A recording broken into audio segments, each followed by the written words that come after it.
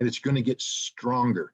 Russia's relations with the world are stronger than before. Not with the West. They've never been strong with the West. Right. My perception is that NATO is an institution that takes on because it's existed for so long, it's assumed an independent character, a personality that might be different from the personalities of its constituent nations. So NATO has this strategic objective of survival. Remember, this is an institution that needs to survive. Yeah. France doesn't need NATO to survive. England doesn't need NATO to survive. No nation needs NATO to survive. NATO needs NATO to survive. That's it. That's all there is. This is an organization that long ago lost a viable reason to exist. It only exists to please itself. It is literally the self-licking ice cream cone that now decided that we're going to make an issue of Ukraine.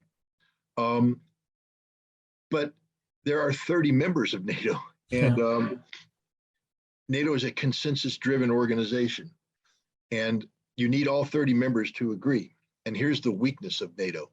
NATO was using the Minsk Accords as a vehicle to buy time while NATO trained the Ukrainian army so that the Ukrainian army, acting as a proxy of NATO, could launch an offensive operation against the Donbass, occupy it, and then push Russia out of Crimea. This was the NATO plan all along. To use the Ukrainian military as a proxy army to attack Russia, so that Ukraine could be seized away from the Russian orbit once and for all. This is why, when this war, the special military operation started, and Vladimir Putin and his generals were saying, we have no choice but to attack now because the Ukrainians have amassed this massive force that are going to attack in the next couple of days or weeks, the Donbass. So we have to preempt their attack. That's why they cited Article 51, peremptory collective self-defense, authorized, under the United Nations Charter. Everybody went, oh, you're just making that up. That's just the Russians playing a legal game. No, it's real. It's real. Yeah. Ukraine had massed about 100,000 troops, trained by NATO, equipped by NATO, led by officers operating under instructions from NATO, who were ready to attack the Donbass sometime in early March. So that's the reality of the situation. So NATO was always going to go to war against Russia, but not as NATO, using the Ukrainian army. Yeah. Now, the way they were going to pressure the Russians not to interfere with this was through economic means. Think about NATO and Europe, they bought into the American plan. They bought into the premise that even if Russia does attack Ukraine, it can't sustain this attack because we're going to hit Russia with everything we got economically. And the idea was the economy would collapse, the Russian people would rise up, switch out, and victory to the Ukraine, Slava Ukraina. There's a problem though, and it's called Russia. The Russians are smarter and better at doing this kind of stuff than we are. They're more focused. They're serious actors, and when they were ready for the sanctions. And I don't need to get long story short. All we have to do is say the sanctions boomerang. It's not the Russian economy that's collapsing right now. No. It's the European economy. Correct. It's the American economy. Yeah. The ruble isn't rebel. The ruble's stronger than it has been in some time now, and it's going to get stronger. Russia's relations with the world are stronger than before. Not with the West. They've never been strong with the West. Not with the United States. Russia doesn't care. They've divorced from us. They're now focused eastwards towards China. An alliance that's better than any alliance in the world, we're told, and apparently it is. Yeah. They have strong relationships with India, with the rest of the world. They're selling their oil. For an economy that's supposed to be collapsing, they had a $100 billion surplus last quarter. They're going to have a $150 billion surplus. I think Joe Biden would die for a surplus. Like he'd die for a surplus of $1. We're running a deficit economy that's it's on the verge of collapse right now. But this is a long way of setting up to your answer. Can NATO survive this? NATO as an institution is a byproduct of the political will of constituent members. They're going to have a meeting in the end of June this month. in Madrid. It's an interesting meeting because, let's talk about Germany for a second. Germany, who is going to not only spend 100 billion euro to revitalize their military, which any historian would say probably the dumbest idea in history, to allow the Germans to create a massive military tied to an expansionist foreign policy. 100 billion euro from what? What economy is going to generate this 100 billion euro? Because in addition to this, you brought up something interesting. The European community got together and they just had, I think last month, this wonderful meeting that they always have. They say, we're going to take advantage of this opportunity provided by the Russians, the divorce from Russian energy, and we're going to revitalize our commitment to green. We're going to commit 210 billion euro for a new energy strategy that'll free us from Russian energy by 2024. And because we're Europeans and we're so well-meaning, we're going to have renewables just jump up and expand. And we're well on the way to the green economy that we always wanted. Thank you, Russia, Slava Ukraina. It didn't work. It's not working. No. Germany right now is in a gas emergency. The German government has announced the alarm phase of the gas emergency. They're rationing energy. Their industries are going to shut down. And God bless the renewables, but they don't generate squat.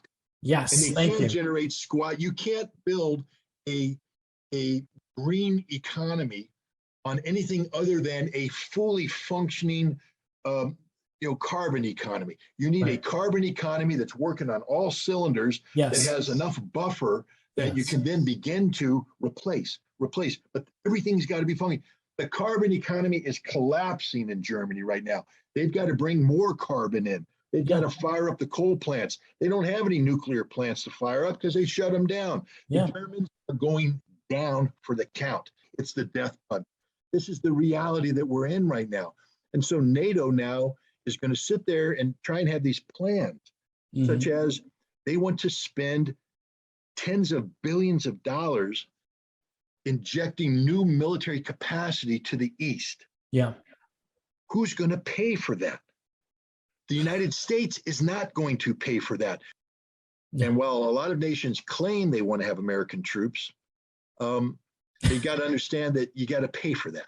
That we're not paying for it. That if you want an American division on Polish soil, the Polish government is going to have to front up the tens of billions of dollars necessary to build the infrastructure that brings them in. And then they're going to have to sustain that payment because the American taxpayer isn't going to underwrite the cost of putting American troops in Europe anymore.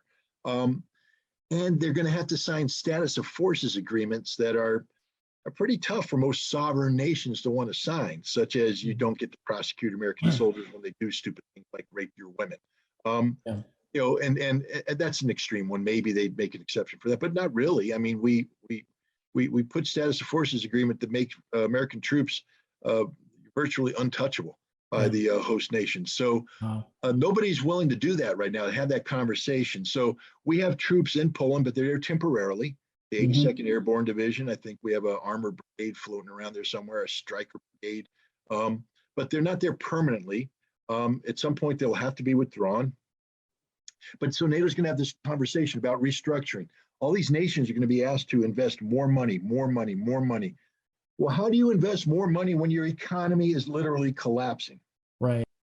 Europe right now is in survival mode. The thing Americans are worried about is the economy.